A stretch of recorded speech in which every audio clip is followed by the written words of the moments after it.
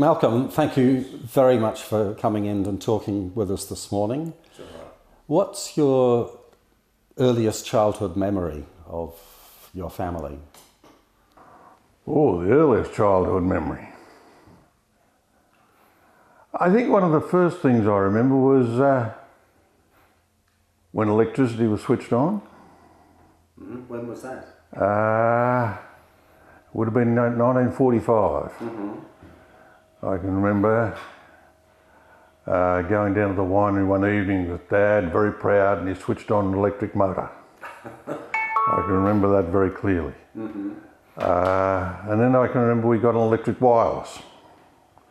I can remember they've still got that wireless. It doesn't work, of course, but I've still got it.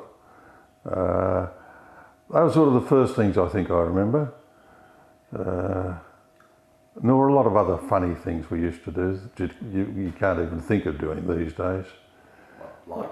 Oh, we used to roll a water tank up and down what's now the highway.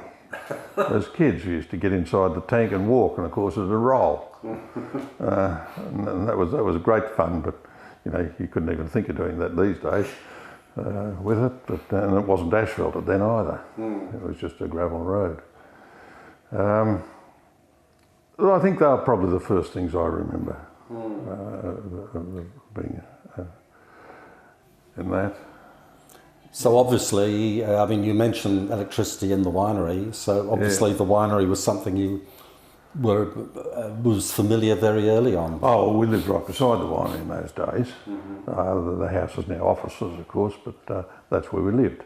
And we were brought up there until in 1953, I think it was, we bought the neighbouring property that Dad had leased for about 4 years before that, and then we bought that and we moved down there. It was deemed to be a better home, so we went and lived there and rented the house. The winery was rented out to other people. Now, Collins mentioned that in the early part of Campbell's existence in Rutherglen, if you like, in fact the farm was a far more important part than the vineyard and winery. Oh, it was. Let's face it, back in that era, wine was pretty hard to sell.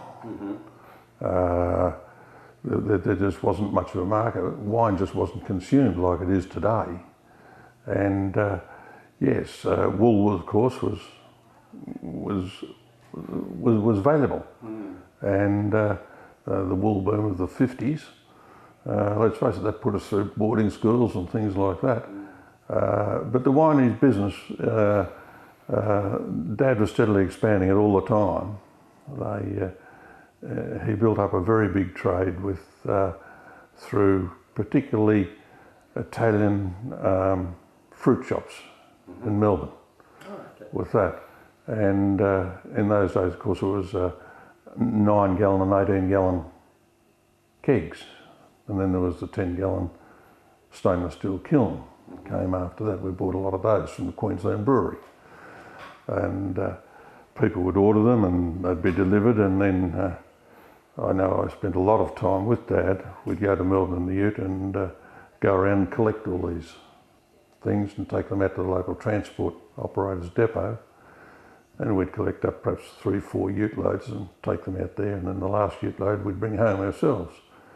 And we did that for some years.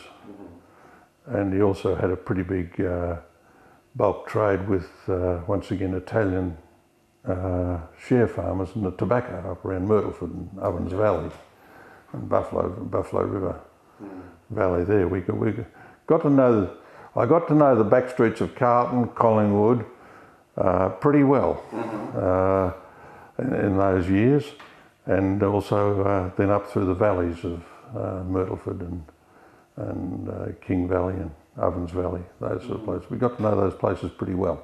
Okay. Going back a bit further, I mean, much further than you, did your father or grandfather or other early sort of family records of what they had to do to establish the farm and vineyard? Campbells were never very good at writing things down. There's not a lot of family history written down anywhere. We've managed to scrape up bits and pieces, but there's not a good family history Bible, shall I say. Were the Campbells the first to own your original property? Yes. Oh yeah, where the winery is, that's the original. John Campbell selected that in the days when things were selected in the mid-1860s. And he eventually then planted a vineyard there. As far as we know, 1870 was his first vintage, but there's no real definitive record of it. What was at Rutherglen before settlement? What was there before settlement? Good question. It would have been what I think they probably call now open forest country. Certainly there were some huge trees. There is no doubt about that. We've got photographs of them clearing trees and things like that, and they are very big major undertakings. And Dad's mother was a Jack, and Jack's owned part of what we now own as well. And they held a record, I think, for clearing 640 acres in 1 year. It must have been a mammoth task, because there's some photographs of the trees and things like that. And of course didn't have equipment that's available today to do that sort of thing. And of course then they had to by law, when they selected the land, they had to clear so much in a year to keep it. So there was a bit of pressure on to get the job done. And yeah, men must have really worked hard back in those days. Very, very hard physical work, there must have been. And I never cease to marvel the amount of surveying and fencing, for example, that was done. There must have been a huge number of people involved just to physically do the work. And even now, today, any land we've bought now, the first thing you do, of course, is get it surveyed to make sure that the land is what the bit of paper says it is. And most fences are a little bit out, but it might only be a couple of feet in a mile, something like that. And when they must have surveyed that through between trees and all sorts of things. They must have done a fantastic job, just simply to map the country out. Put in roads and all that sort of thing. Yeah, but it obviously got done. Getting back to you at Campbell's, did you go away to study, or did you learn farming and viticulture on the job? I learned on I'm the sure job. you've done the latter anyway. No. So we went to Scotch College in Melbourne, boarding school. Dad was determined that there was Colin, myself and our sister, the three of us, and he was determined we were getting the best education that he could possibly afford. And how he afforded it, how he and Mum afforded it, I really don't know, but they did. And of course there was various ways of doing it. We were partners in the business, and of course the income splitting and all those sort of things. So the tax man obviously paid a fair bit of it. Those are things you could do in those days you can't do now. And as part of the school education in Melbourne, yes, one of the subjects I did was agricultural science, which was good. And then in the final year at Scotch, I virtually boarded at Scotch, but went to Swinburne Tech up the road. And they had a course they called farm maintenance course. And each morning we went to school with the first year apprentices with the 5 trades, the electrical, the welding, carpentry, plumbing. I can't remember just what the 5 trades were now. And that gave me a practical grounding, I suppose, in all those trades, which has been very useful over the years. And the basic ag science, we used to go around to what was the horticultural college at Burnley to do that. And that was, I think it was half a day a week, if I remember rightly, to go around there. We used to walk around to that. There was probably 2 or 3 of us did the course, went there and did that. And yeah, a lot of that particular course has stuck to me even today. Well, soil science doesn't change very much, particularly, and I found it very useful.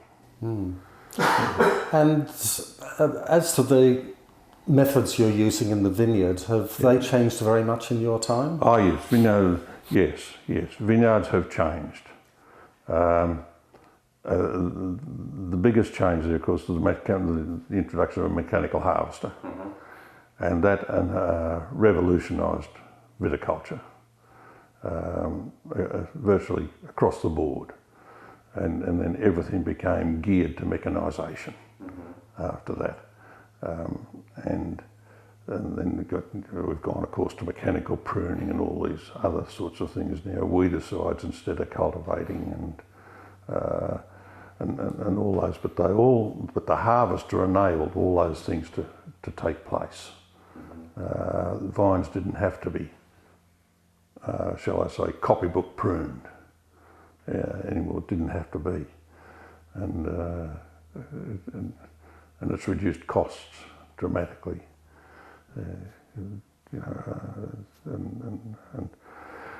Well, we don't cultivate the vines now, for example.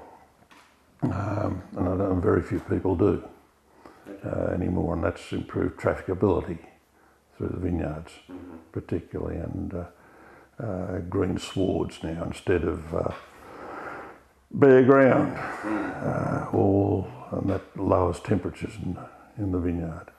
I'm quite sure of that. And yeah, but that's been probably the biggest change is mechanisation, which was enabled by the harvester. Right. And have you noticed any sort of change in the seasons and the change of vintage time or fruit quality or anything? Yes and no, and I know that's not the answer. I think there is a bit of a trend towards earlier, but not as much as a lot of people would like to have you believe, because if I think back to even the 60s and things like that, we used to pick grapes in February. We picked grapes back then in February too. But what has changed is wine styles have changed. Grapes are picked earlier now than they used to be to make a lighter style of wine than was, and that's brought the picking date forward probably 10 days or so, just that particular fact on its own. And but yeah, I think there has been a bit of a trend, but it's not huge. But I have said to our staff here, and I don't mind going on record as saying it, that I think probably in 15 years or so's time, we'll be growing grapes here like they're growing them in Swan Hill now. I think that trend is sufficiently strong enough that could well be the case. And does this mean adjusting vineyard management, or maybe even eliminating some grape varieties and planting others? Not so much varieties, I don't think, because most of the varieties we have here are warmer style varieties anyway. But certainly looking at new varieties and such like, we're not looking at growing the same. We wouldn't grow Pinot, for example. Yeah. I mean, that just would be crazy to think we would even grow that or anything akin to it or similar, anything else in that same sort of environment. But going more the Mediterranean styles of grapes, yes, I think they have a place that can stand that bit warmer environment. And quite apart from different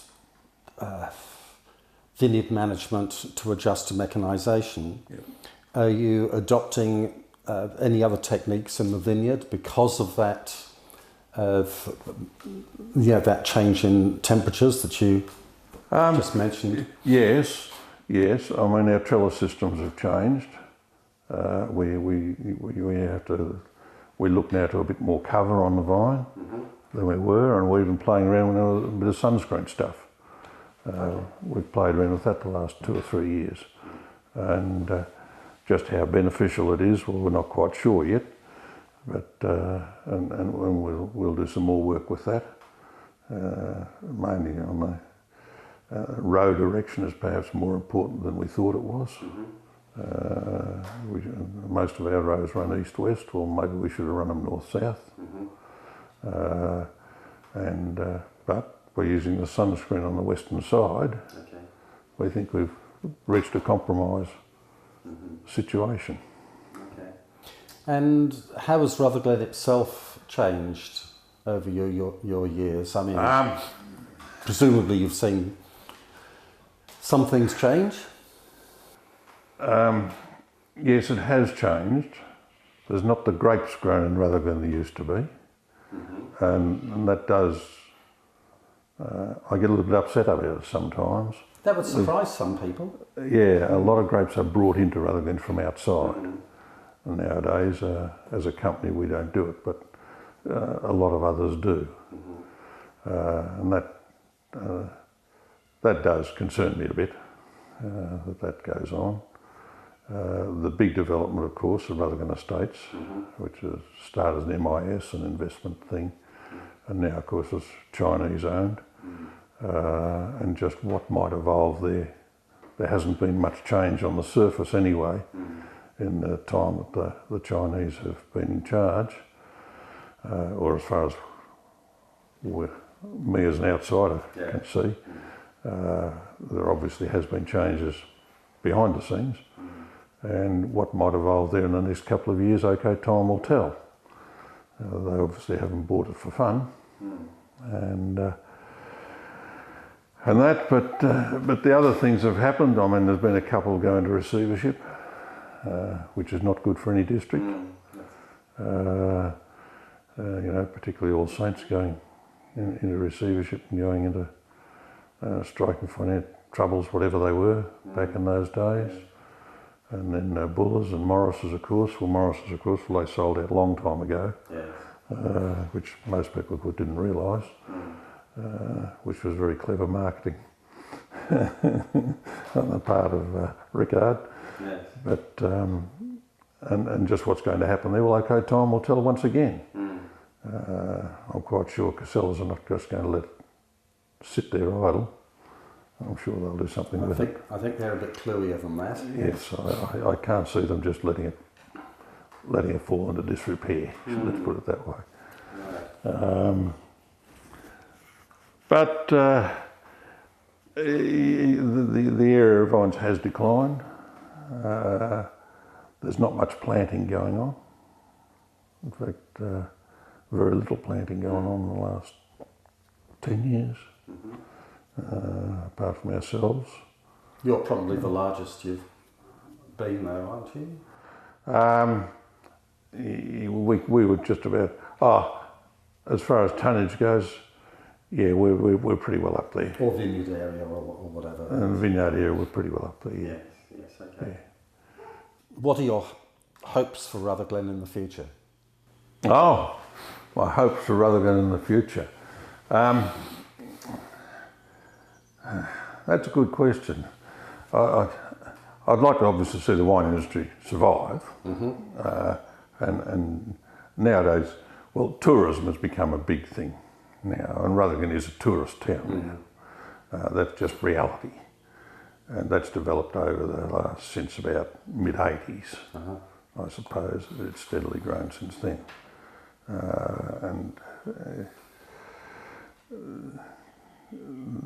The town has to take that more on board than they're doing now, as a community,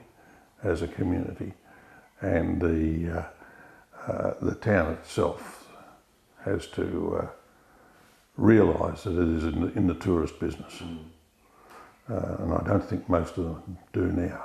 Do at the present time. If we go to, if I could cite Beechworth as an example, if you go to Beechworth on a Sunday, every shop's open and there's people all over the place. Come to Rutherglen and most of the shops are shut.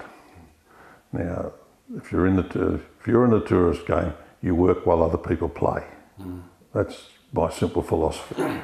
And yeah, I mean, as a company, we sort of led the charge a bit on that, I suppose. I think we were about the first one to build a shop, shall I say, at Celador. And we started trading 7 days a week. And we weren't very popular for doing some of those sort of things at the time. But that's what we realised, we were in the tourist game. And as I say, you work while other people play. It's as simple as that. And you have to staff your business accordingly. And that has problems, of course. Yes. It's not much fun running a business 7 days a week. But you have to do it. And how would you like your contribution to be remembered? My contribution? Yes. To be remembered? I don't know. You'd like to think, well, the old fellow did something right. Yeah. I really don't know what else. That's for other people to judge. I think that's fair enough. I'd like to think that whatever I've done, I've tried to do. I've done well. I've made a few mistakes, of course I have. Everybody makes mistakes, but you'd like to think some of the things you did were right, and that have benefited, well, first to yourself and then the community that you live in. And that's the philosophy I've always used. Oh, that's very good. Yeah. Well, thank you very much indeed for coming in and talking to us, Malcolm. It's been great to hear your recollections. Yeah, and I'm sorry I came late. That's okay. I wrote it in my diary too when Natalie rang up. Oh, yeah, that'll be all right.